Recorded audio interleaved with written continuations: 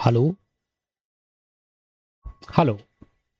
Herzlich willkommen zu einem neuen Video. Heute werden wir die unglaubliche Frage beantworten. 1 Billion... Nein. Billions and... ist nicht genau das gleiche wie Billionen. Englisch, ne? Also 1 Milliarde Löwen versus every Pokémon, also alle Pokémons. Und das ist das Video von Wolfe Glicks. Wer Wolfe Glicks nicht kennt, ist ein ehemaliger Weltmeister in Pokémon 2018. Macht YouTube-Videos, gehört zu einem von meinen Lieblings-YouTuber. Ich bin großer Pokémon-Fan. Und ja. Und heute werden wir uns das anschauen. Weil nach einem ganzen Tag zeichnen bin ich absolut müde und habe keine wirkliche Lust, irgendetwas groß Aufwendiges zu machen. Also mache ich eine Reaction. Ja. Real YouTube is talk about lions, 1 billion lions, or every Pokemon.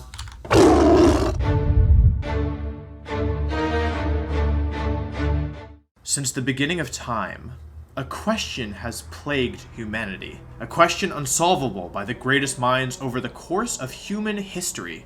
A question that tore at the fabric of society and was responsible for the collapse of countless nations. A question with no answer.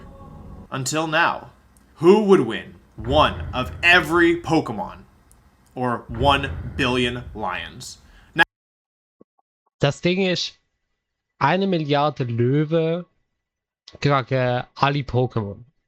Ich bin definitiv Team Pokémon, weil ich meine Donnerblitz, Hurricane, Wasserpumpe, Eruption. Ich meine, Pokémon haben so krasse Dinge, krasse Attacken drauf und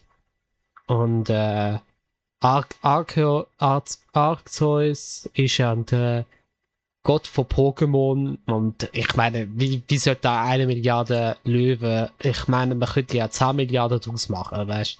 Ich glaube nicht, dass die irgendetwas dagegen können machen, aber... Now, I know what you're thinking. 1 billion lions is a lot of lions. And that's true.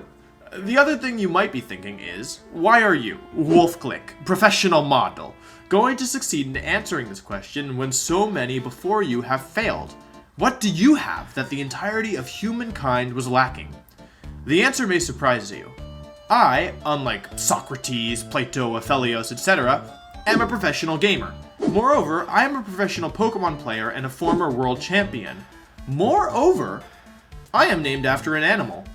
I am the ultimate intersection, and the only person alive, dead, or unborn capable of solving this mystery. Before we start tackling this Goliath of a question, we have to establish our methodology. One of the reasons Immer wichtig. before me have failed to provide a Meine, auch bei Studien, auch bei wissenschaftlichen Studien, immer die Methodologie, also Methodik anschauen. Weil das ist mit Abstand das Wichtigste, um die Seriosität von einer Quelle zu validieren. satisfactory answer to this question is because there's been absolutely no standardization in the argumentative approach. When you make up the rules, you can create whatever outcome you personally prefer. Therefore, it's important to begin by deciding on the absolute best rule set. Let's address the elephant in the room. One of the first topics broached in this conversation is always the Pokédex. The Pokédex makes some fantastical claims, to keep it light. Macargo is Und by the way, ich natürlich, als Dämonenblume, könnte es natürlich mit 1 Milliarde Löwen aufnehmen. hotter than the surface of the sun. Gardevoir can create small black holes. Yveltal absorbs all life when it dies. Magikarp is a fish. I could go on. Now, the issue with using the Pokédex as a basis for your argument is that the Pokédex is absolutely bullshit. I don't think a single person arguing for the side of the Pokemon honestly believes in the accuracy of the claims made by the Dex. In fact, in order for something like the aforementioned Macargo to actually be a true claim, our entire understanding of the Pokemon universe would end up being so fundamentally flawed that we wouldn't be able to proceed anyway. Therefore, no Pokédex. Additionally, we won't be using the anime. I don't think I need to tell you that the anime is an unrealistic representation of Pokemon. My primary gripe with the anime is that it doesn't follow any consistent rules and is absolutely unbelievable in a general case. The lions will not have the option of aiming for the horn. Now, onto the lions. Once again, 1 billion lions is a lot of lions, dude. In fact, it's a lot of lions. The current estimated global lion population is roughly 20,000 lions. Now, comparing that number to 1 billion lions, which, may I remind you, is a lot of lions, it's practically zero. That's a difference of 999,980,000 lions. In other words, to Die Zahl dort unten macht überhaupt gar keinen Sinn. Das da macht mehr Sinn. claim that we currently have 1 billion lions on Earth is about as fantastical as claiming we currently have real-life Pokemon on Earth. So, what do? Well, I think the answer is relatively clear. We can't use Earth as a battleground. We can't make hypothetical arguments about time travel, black holes, or a cocoon that absorbs all life. And, unfortunately, we can't aim for the horn. What we're left with and what we have to turn to is the only place we can look for cold, hard facts. The actual video game of Pokemon itself. To me, using the video game as a medium is the only logical option remaining to us. There are not only one of every Pokemon in the games, but there are even Pokemon that resemble lions. Moreover, every creature in the game has mathematical values that we can observe and analyze, and even do calculations with thanks to the damage formula. We encounter our next roadblock here. It should be obvious that we can model real-life lions as Pokemon, making predictions on their base stats, typing, and move pool. However, we do not have a 1 billion lions versus one of every Pokemon game mode. In my opinion, that's a pretty big oversight. Game Freak, fix your terrible game. Is this the end of the road? Objection! Thankfully, thanks to Generation 6, the answer is no. Let me explain. Normally, most people playing through Pokemon participate primarily in single battles, one Pokemon versus one Pokemon at a time. Most people are also aware that there are some very Ich würde keiner bisschen aufpassen, wenn man reale Lebewesen mit Pokémons vergleicht, weil ich meine, wenn wir von einem Donner getroffen werden, dann sind wir eigentlich alle immer tot. Das gilt für Löwen, das gilt eigentlich für jedes Lebewesen. Und ich meine, in Pokémon kannst du von einem Donner getroffen werden, kann jedes Pokémon, egal, es gibt viele Pokémon, können ja so einen Donner einfach überleben, was in Real Life quasi fast gar kein Lebewesen würde überleben. Also in dem Sinne ein weirder Vergleich. variations in battles. The later games introduced other modes such as double battles, triple battles, rotation battles, multi-battles, and, exclusive to Generation 6, there was a unique battle mode introduced called Horde Battles. Horde Battles differ from the other modes listed in a few key aspects. The way Horde Battles work is they feature your one Pokemon against 5 wild Pokemon. Unlike many of the other game modes, they are only accessible playing against the computer. You can't battle other people in this format. For that reason, they're often overlooked as they were mostly useful only for EV training in Generation 6. Why do we care about Horde Battles? Well, they answer a question that otherwise would have prevented us from advancing.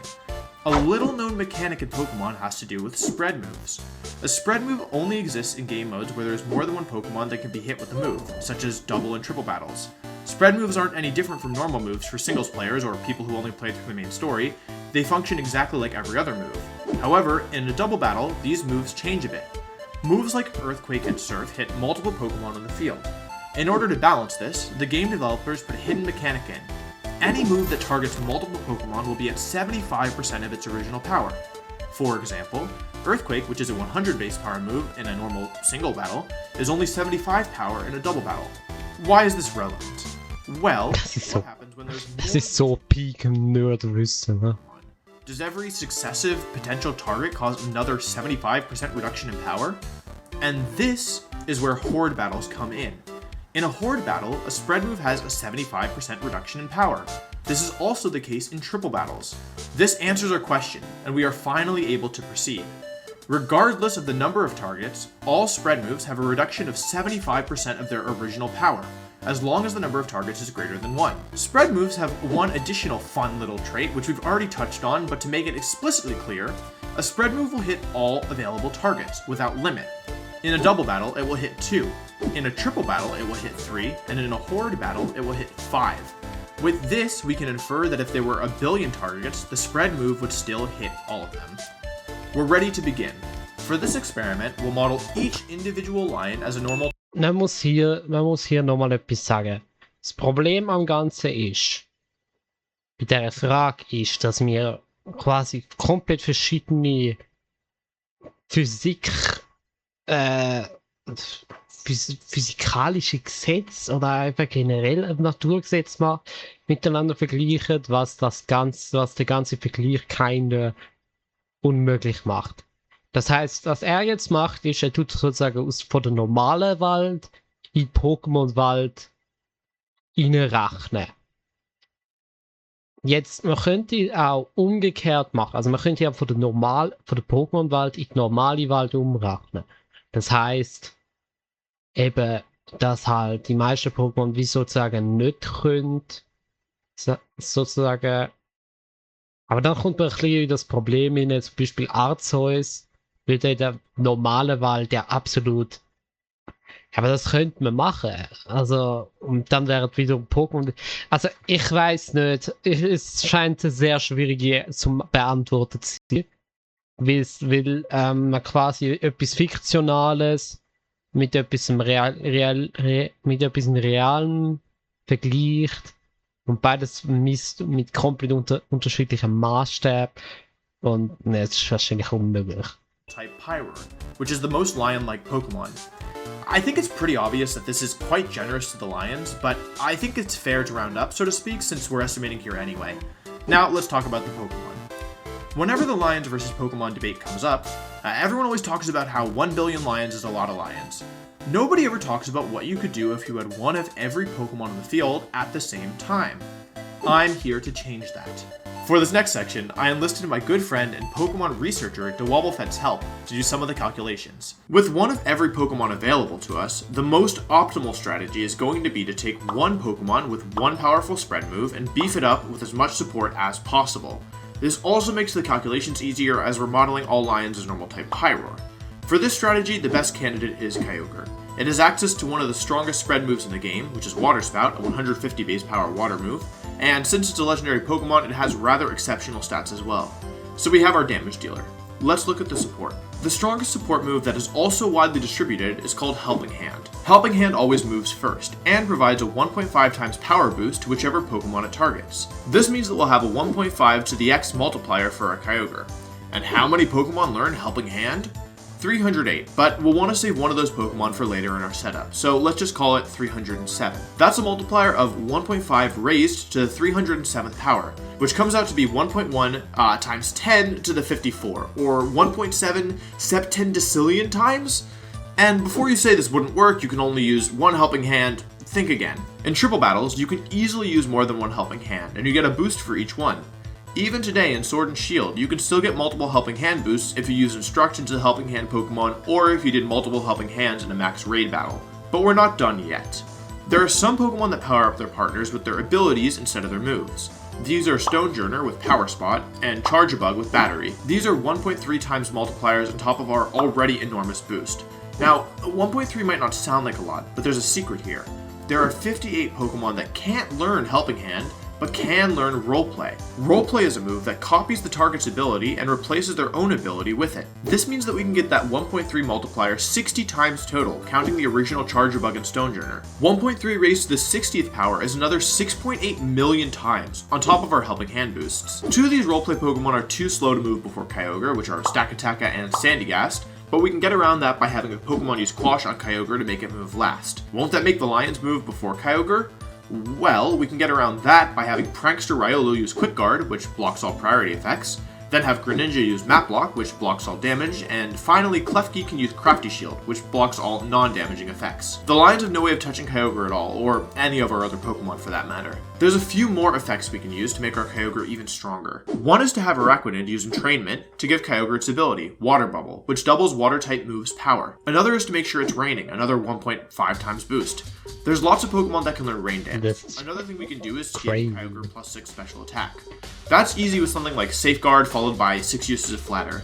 Again, we've got plenty of Pokemon to pick from that already aren't doing anything else this turn. So we have our 1.3 to the 60th and our 1.5 to the 306 boost multiplied for about 1.1 times 10 to the 61st, which is a really, really big number. Then we have our Rain, Stab, and Water Bubble boosts for another 4.5 times multiplier. We do have to reduce this by 75% because it's a spread move, but I think it's becoming more and more apparent that that isn't going to matter. To further cut off any potential the Lions might have, let's also throw in Magic Room and Feint for good measure. Magic Room ensures no items will be able to help the Lions out, and nothing we're doing really relies on items either, so it's no loss for us. Feint also removes the ability for Wide Guard to do anything, in case the Lions somehow learn that. Something like Trapinch can use Feint for us. Lastly, to really put the nail in the coffin, there's one Pokemon with a rather unique move.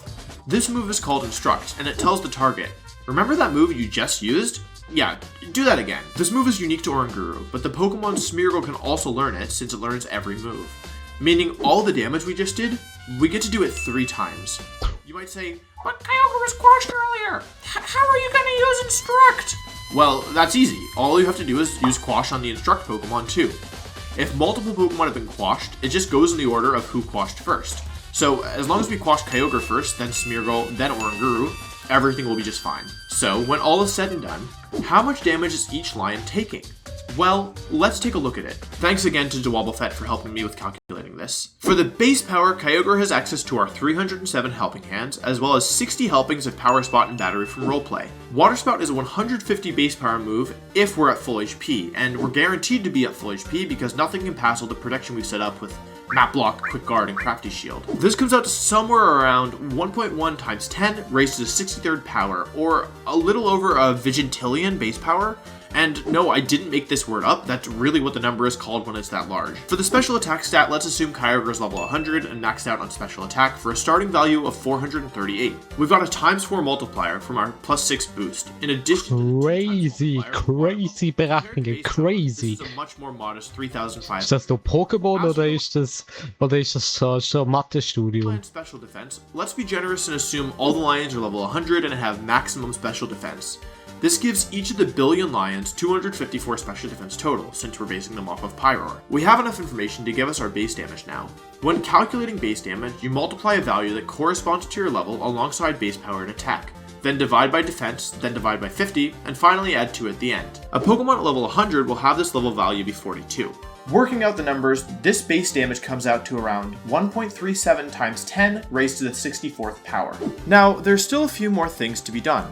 Spread moves get applied next, cutting this down to 75% of what it would otherwise be. Rain applies after, boosting back up by 50%. Finally, there's the random damage roll. Let's assume all of the billion Lions are lucky and take the minimum damage possible from Water Spout.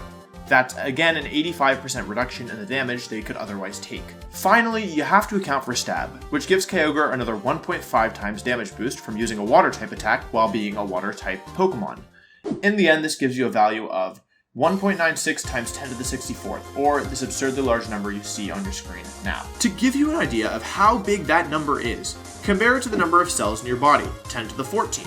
Or how about the number of seconds that have ticked down since the start of the universe when time began, which is about 10 to the 20. Or another example, the total number of DNA base pairs in every living thing on Earth is about 10 to the 37. Or how about the number of hydrogen atoms in the sun, which is approximately 10 to the 57th power. But this amount of damage is bigger than all of those, clocking in at around 10 to the 64th power. That's a lot of damage. Of course, that is easily enough to KO all of these Lions so many times over that it's not even funny. Even if each of the billion Lions had a billion HP and a billion special defense, that literally wouldn't do anything to help because a billion is only 10 to the 12th. 10 to the 64th is just way too high for the Lions to do anything about it. And even if they survive somehow, Instruct means 2 more of these Water Spouts are coming. There's just no way out for the Lions. Now, all of this setup also only requires us to use 395 Pokemon, which isn't even half of all of the available Pokemon.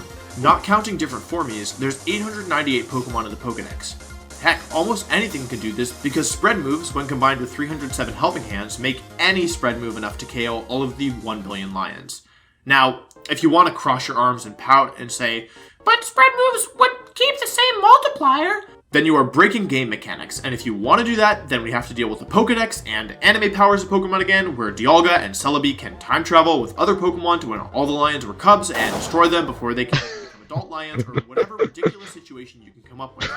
So, in conclusion, who would win between one of every Pokemon or a billion lions? I think it's pretty clear that it's going to be the Pokemon.